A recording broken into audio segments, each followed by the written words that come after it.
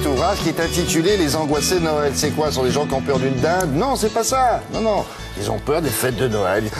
Ils étouffent et le soir de Noël, comme par hasard, c'est à 9h qu'ils ont à 21h, ils ont envie d'aller se coucher. Ils sont pas bien, quoi. Angoissés. Donc ça, je voudrais revenir sur le titre. Pourquoi l'angoisse? Parce que Noël a un rapport direct avec la famille, qui est quand même le creuset de nos émotions de l'enfance. Angoisse quand la famille manque, quand la famille a disparu, quand elle s'est brisée, laissant place à quoi? À la solitude.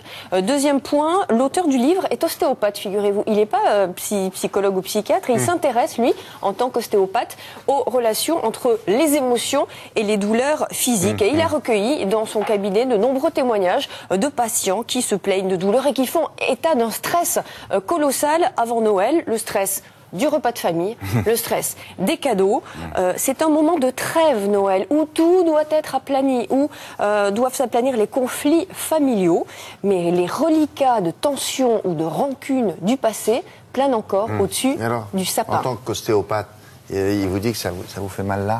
Oui, ça fait souvent mal au niveau du rhomboïde scapulaire.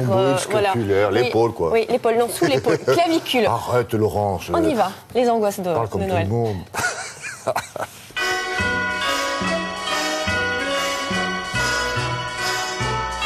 Dire que la fête de Noël est un fameux catalyseur des émotions, la jalousie, la dévalorisation, le fait qu'on ait préféré ou que votre papa ou votre maman préfère votre frère ou votre sœur. Donc tout cela se remet en scène et on se retrouve autour de la table avec toutes ces émotions qui souvent sont refoulées et qui sont un peu mises dans des non-dits qu'on ne peut pas révéler. Et c'est ces fameux non-dits qui nous mettent dans un état parfois un peu réfractaire à la fête.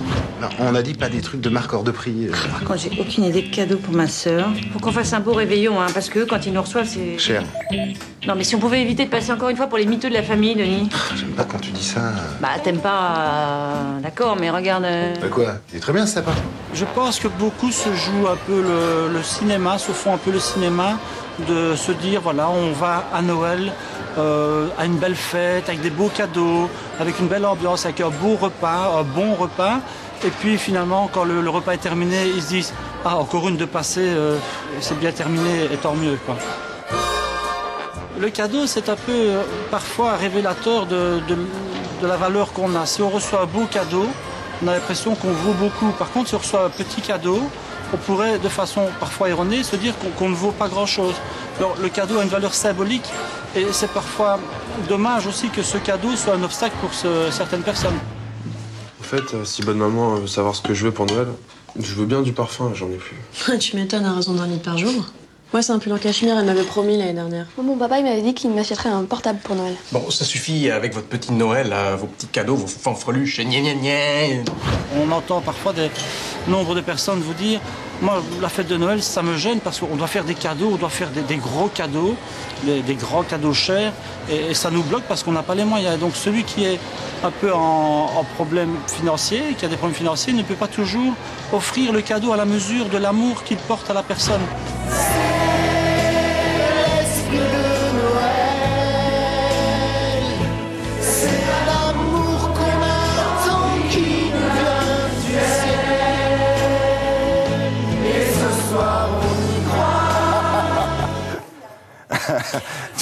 Ça me fait penser à Patrick Bouchité, hein, dans le... Hein? Jésus revient. Jésus revient. Jésus je dis Bouchité parce qu'on voit le voir. C'est une fête lourde, Noël, parce qu'elle est obligatoire, et c'est politiquement correct, en fait, d'y déroger.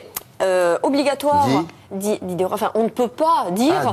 déroger. Déroger, oui, on ne peut pas déroger à la fête de Noël. C'est obligatoire aussi l'harmonie et les cadeaux qui sont, aujourd'hui, c'est une fête hyper matérialisée. Donc il faudrait peut-être, pour enlever du stress à certaines personnes, inventer un nouveau cadeau, dématérialiser les cadeaux de Noël. Et puis Noël, peut-être pas forcément à Noël. Offrir autre chose que du matériel. Qu'est-ce qu'on peut écrire? Oui, mais on ne peut pas faire des Noëls surprises. Hop, 12 juin.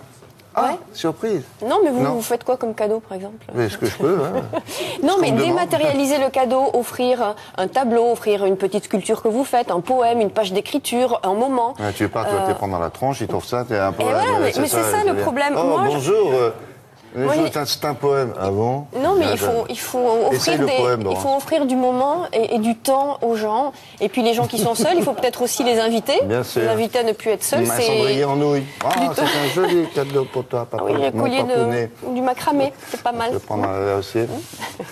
C'est la sculpture en caoutchouc, Les angoissés de Noël et le poème tout ça enrobé. De Roger Fiametti, qui est ostéopathe. Je peux venir à votre Noël, je viens avec mes cadeaux, vous allez voir, vous allez vous marrer. Un rouleau de papier de toilette avec des petites étoiles en strass. Bien sûr. Bon, vous embrasserez les jumeaux quand même. Oui, d'accord, je manquerai pas. Au revoir.